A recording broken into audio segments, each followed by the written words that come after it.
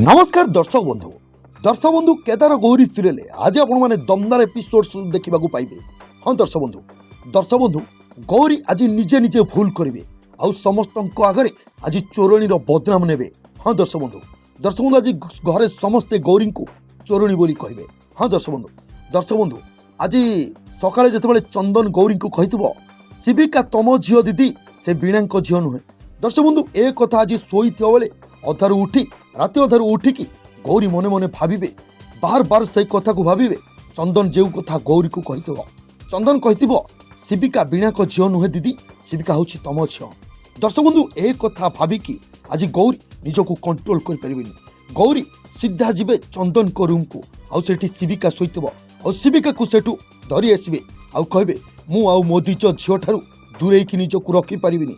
हाँ दर्शक बंधु एमिति कही आज वीणा आउ चंदन शोइथा बेले तांको रूम रु गौरी शिविका को उठे आनिबे। तबे दर्शक बंधु घर लोकों आगे आज कौन गौरी चोरणी बोली प्रमाणित होबे। दर्शक बंधु आपण मानकु कोन लागुची आपण मानको मतामत कमेंट बॉक्स रे कमेंट करिए हमकु निहाती जणांतु।